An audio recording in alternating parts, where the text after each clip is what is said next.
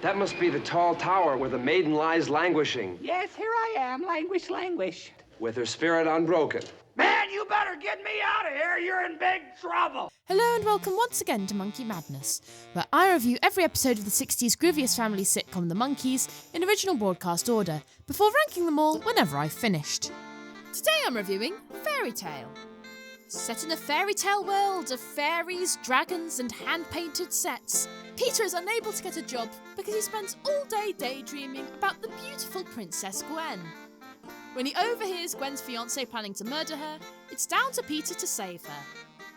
So, as you may have noticed, Michael Nesmith is playing the princess in this, and he is marvellous. He is so iconic in this, it's brilliant.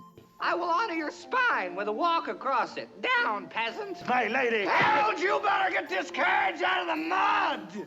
Boy, I'm sure I'm glad this worked out this way. You know, I could have been wasted. He was actually the only one not to have cross-dressed before on the show, as the plots where the others did for some disguise or another always had Michael doing something else. I seem to remember that Mike volunteered himself for the role. They weren't even planning on a monkey playing her, I don't think. Mike just knocked it out of the park, and this episode wouldn't be nearly as iconic without him.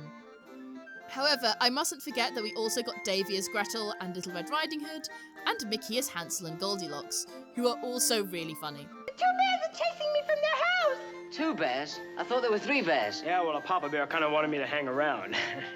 As for the supporting cast, Gwen's evil fiancé Harold is played by Murray Roman, who really relishes the role. Regé Cordrick, who appeared briefly in the previous episode, does a great job as the town crier who narrates the story. Diane Chalet is pretty good in her scene as the Fairy of the Locket. Who called the Fairy of the Locket? Well, I guess I did. We'll call back later. I was having my hair done. I do like the soundtrack in this episode too. La la la la la la la la la la la.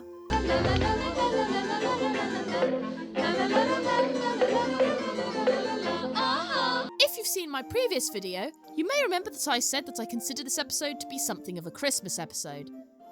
This is because in the UK, around December and January, we have the tradition of pantos, which are shows based on fairy tales where men are played by women and women are played by men. There aren't all of the conventions of the genre here, but it's pretty damn close, so it does feel quite seasonal to me. I don't know if the script was written with this cheap theatrical approach to the production design in mind, but it was definitely the right move. Speaking of which, after I had waxed lyrical about the amount of detail I could now see in this restoration in my previous video, I wasn't expecting to notice anything new about this one because the set is so simplistic, but to my surprise, I noticed that Peter has this cute little elephant pendant on, and that the magic locket has this badge with a horse rider in the middle.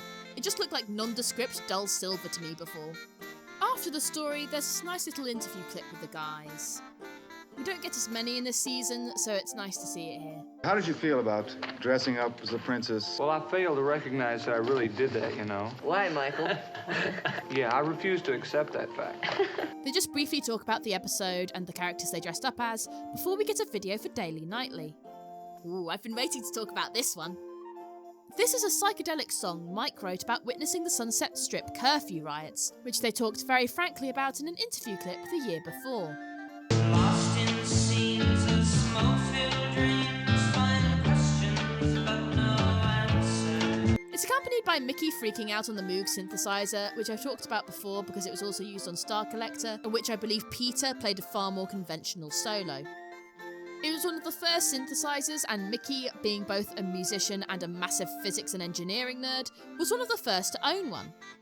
It makes this song seem even more strange and dreamlike over the rest of the instruments, which are playing something far more simple and structured.